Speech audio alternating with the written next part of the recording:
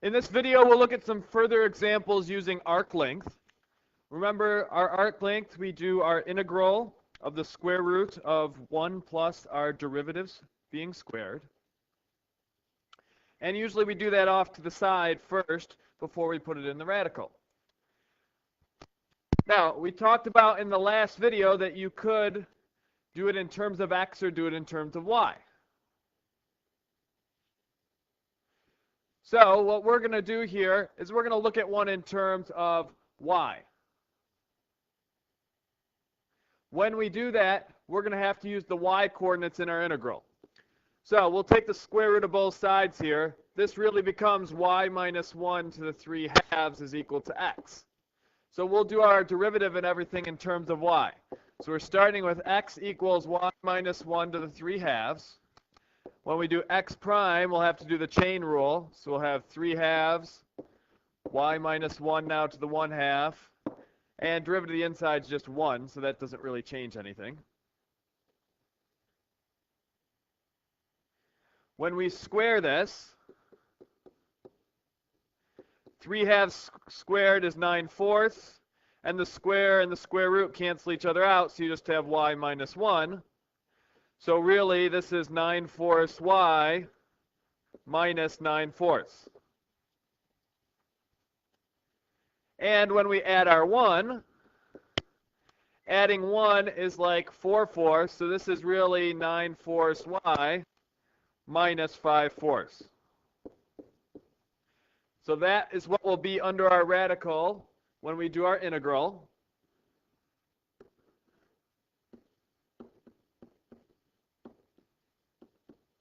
Will be dy, and our values for our integral, we need the y values. So when we put in 0, we'll have y minus 1 to the 3 halves equals 0. Raise both sides to the 2/3, and you'll get y minus 1 is still equal to 0. Add the 1 over, and you'll get back 1. When you do y minus 1 to the 3 halves equals 8, raise both sides to the 2/3. Well, the cubed root of 8 is 2. 2 squared is 4, so you get y minus 1 equals 4. Add your 1 over, and your top value will be 5. Well, we're going to have to use u substitution in this case because we're used to seeing a square root of x, in this case a square root of y. So we'll let u equal 9/4 y minus 5/4. du would then equal 9/4 dy. All we have is a dy, so we'll multiply both sides by 4/9. And dy is 4/9 du. This means we'll go from 1 to 5.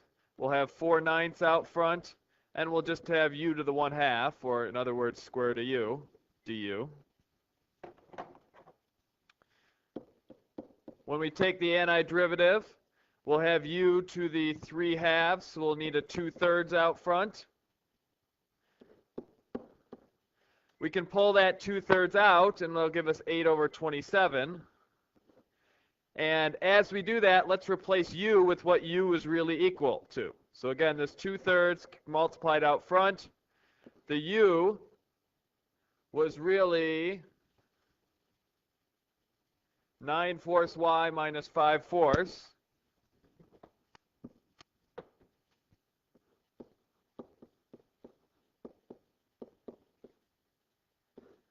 And that is to the 3 halves. And we're going from 1 to 5.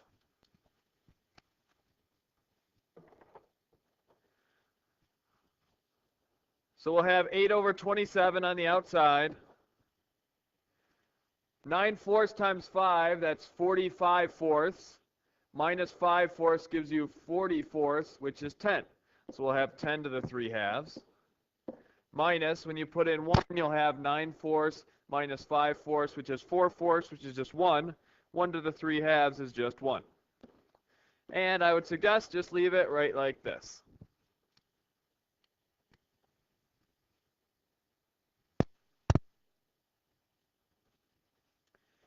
Now, having the square root in our formula for the integral and the arc length can sometimes make antiderivatives that are very difficult or near impossible to take. So because of that, sometimes we'll have to be satisfied with just finding the approximation.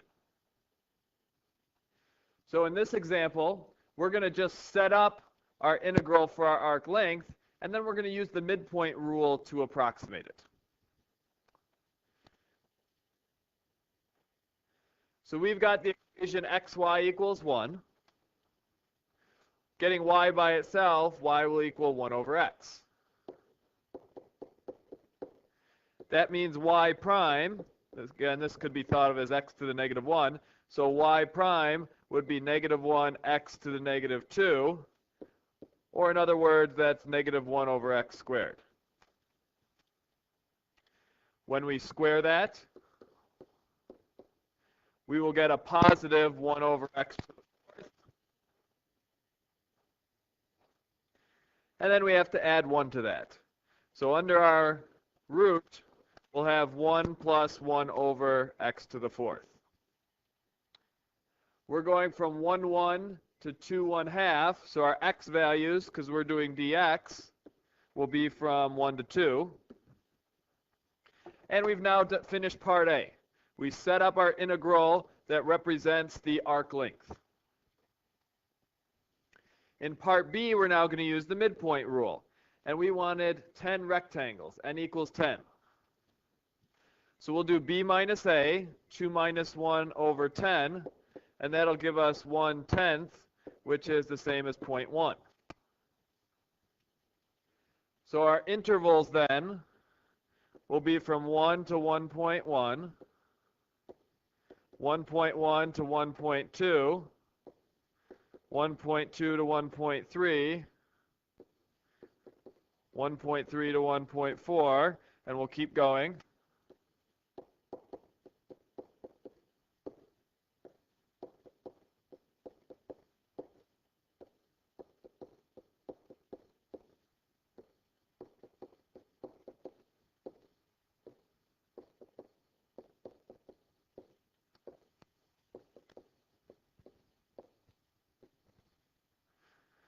Okay, so we've got our intervals. We need the midpoints in each of these.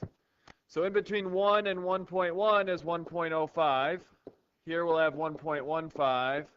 We'll have 1.25, 1.35, 1.45, 1.55, 1.65, 1.75, 1.85, and lastly 1.95. And what that'll be, those will be our numbers that we will plug into our function. So remember, for midpoint rule, we do our width, which was 0.1,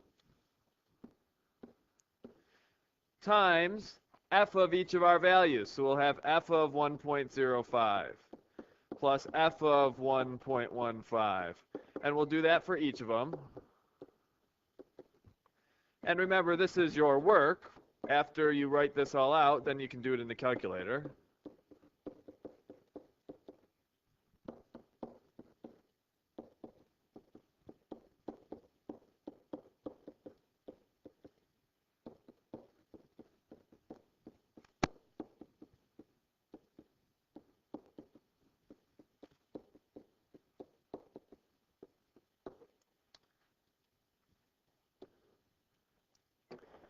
So we'll now put this in the calculator, keeping in mind that our f is that square root of 1 plus 1 over x to the 4th.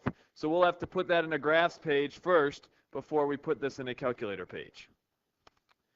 So we'll go to our graphs page.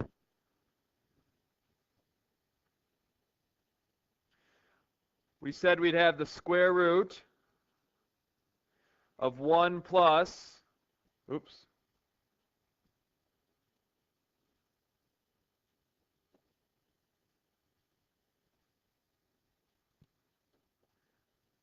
1 plus 1 over x to the 4th.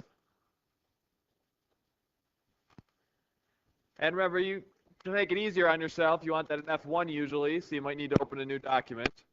We'll add a calculator page. We'll have our width, the 0.1, times, remember you can go variable to get your F1, of 1.05. And we'll do it for each of them.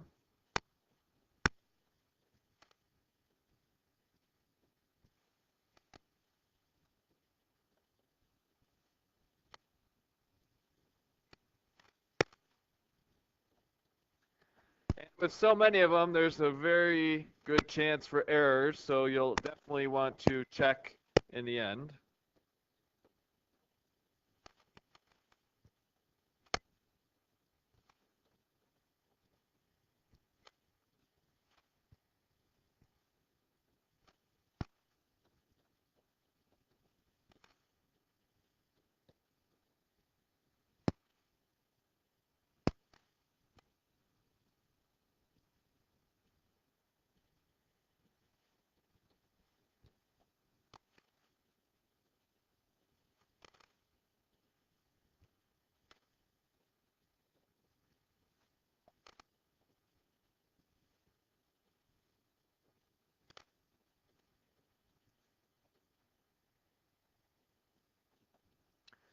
So just double check that you have your parentheses in the right spots, that you have your plus everywhere, that you didn't miss a value.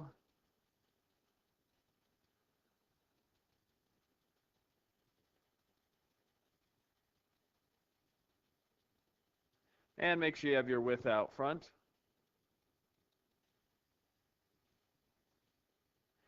And when we do that, we get about 1.132 or so.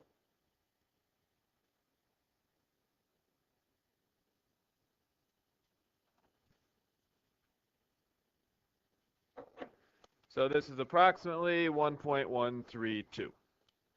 Again, we would do this if we have one that we cannot solve by hand with integration.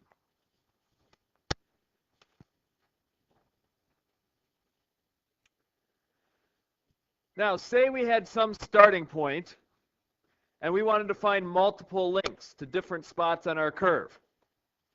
Well, that could be a pain to have to do the integration over and over again. So what you could do is you could have your starting x value, but leave your ending x value as x. What that would allow is it would give you a function in the end that would represent your arc length. You would just have to plug in your second x value, and it would automatically give you your arc length. And that's what we're going to look at now. So we're going to say that we have the curve x squared minus 1/8 ln x. Our starting point is going to be 1, 1, and then we don't know what our second point is going to be. It's going to be x comma f of x, or x comma y. So we'll go through, we'll do our derivative. Our derivative will be 2x minus 1/8 times 1 over x. That could be written as 2x minus 1 over 8x. We'll go ahead and we'll square that. So we'll FOIL it off to the side. 2x minus 1 over 8x times 2x minus 1 over 8x. That'll give us 4x squared. 2 times a negative 1/8 will give you negative 1/4, and the x's will cancel. We'll get another negative 1/4, and we'll get a positive 1 over 64x squared. So that'll be, when we combine like terms, 4x squared minus 1/2 plus 1 over 64x squared.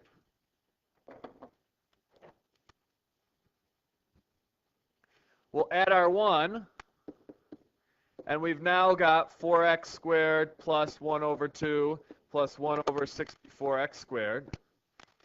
We've seen this several times now. It's just this, but with pluses instead of minuses, because the middle term just has the opposite sign.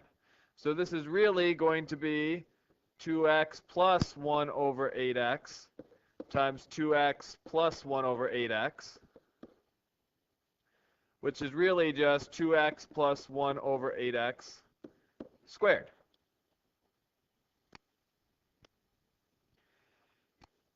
Now, we're going to go ahead and do our integral. We wanted to start at an x value of 1, and we don't know what that second x value is, so we'll call it x. Now, because we're using x as one of our values in the integral, when we put in our function, we're going to have to use something other than x. So maybe we'll use t. So we'll do the square root of 2t plus 1 over 8t, the whole thing squared, dt. And again, the reason we switched the variable is just because we want to put x in, so we'll have a formula in terms of x in the end. Well, our square and our square root will cancel out. We'll have from 1 to x of 2t plus, and I'm going to rewrite it as 1/8 times 1 over t dt. We'll take our antiderivative. T will be a t squared multiplied by a half out front. It's just 1. The 1 over t is natural log, so we'll end up with 1/8 natural log of absolute value of x. And we're going to have to evaluate this from 1 to x. Oops, sorry, that's a t, not an absolute value of x.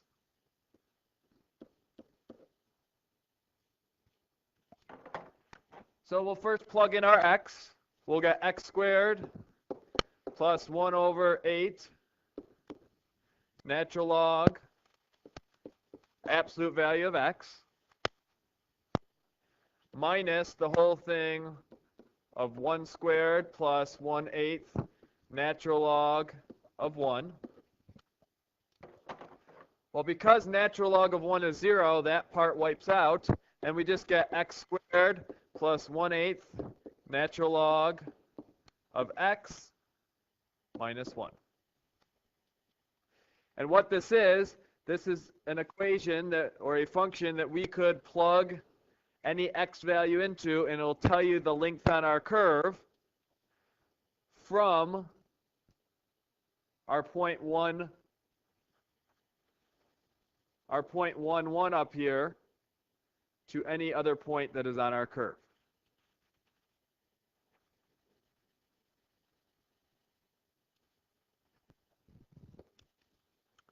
So if we wanted to find the point 3f of 3, just plug in 3 for x, and that automatically tells us that our length on the curve from our x value of 1 to x value of 3 is about 8.1 or so.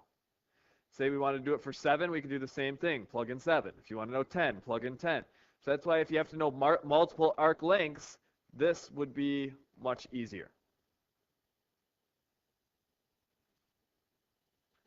So here's the graph of our function. We were finding the distance from this P0 to some other point.